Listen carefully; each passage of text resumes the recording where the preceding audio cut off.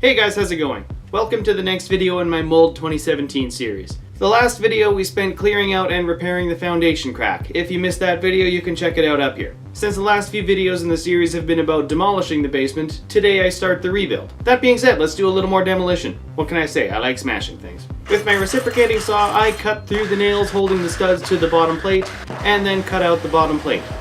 I don't know if I needed to do this for sure, but I figured since the bottom plate would have been sitting in the mold and water, regardless if it was pressure treated or not, it might have some kind of spore infection. Is that the right terminology? And if that is the case, it's better to replace it. With the bottom plate now cut loose, I bring out my trusty crowbar to loosen it further, and then repeat the process to the remaining bottom plates. Since this is in the basement and right beside the foundation, I know that no framing here is load bearing or any type of support structure. I would recommend to others though that if you don't know, to get someone in to confirm the situation before you start taking your reciprocating saw to your walls. Now with the bottom plates taken out, I head out to the shop to rip some of the pressure treated 2x12s I have in stock down to 2x4s to be the new bottom plates. Since you can't pressure treat in the center of a board, doing this does expose the untreated portion of the wood and therefore renders the pressure treating useless.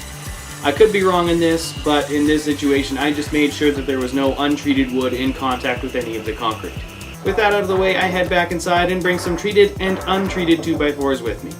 And now I guess we start the actual rebuild, as I start patching in 2x4s to start replacing the bottom plates. Since the first 2x4 will fit in the gap with no problem, I set it in place and line up the second one. Then I mark out the line to cut and cut it to size with my circular saw and set that in place.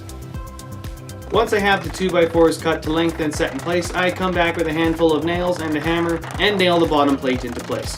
Where I had two boards butt up to each other, I used a scrap to bridge the join to ensure stability. Though again, the walls here are not load bearing, so it's not like if it does shift it's going to damage anything. At worst, it might bow the wall out just a little bit. And then since I'm basically framing in the complete opposite direction I should be, the only way to fasten the studs to the bottom plate is to nail down the bottom plate from the sides of the stud, which is exactly what I do. I use a spacer that fits between the studs at the top of the wall to ensure consistent spacing between the studs at the bottom of the wall. Now with my walls rebuilt, I head back into the bedroom to repair the closet bulkhead.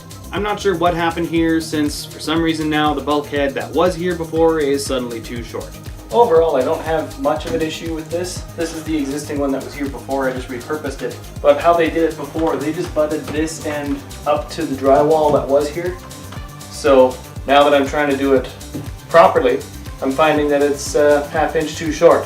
My guess is that the previous owners already had this room completed and the closet was an add-on after the fact, since there was originally no bracing in the studs for the bottom corner of the bulkhead.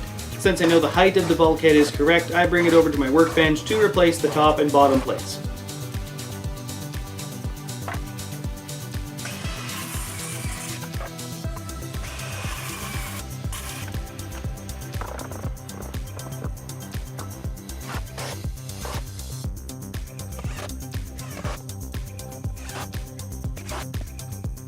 With the bulkhead now constructed, it fits perfectly in the opening for it, and since I do have access to the framing, why not do it correctly and brace the bottom corner of the closet bulkhead? And with that, the framing is finished. Next up in the series will be focused on the insulation and vapor barrier, as well as minor adjustments I made to the electrical in this corner of the basement. Thank you guys for watching, and if you like what I'm doing here, give this video a thumbs up and subscribe for more. If you want to see more current projects, you can follow me on Instagram at Schreiner.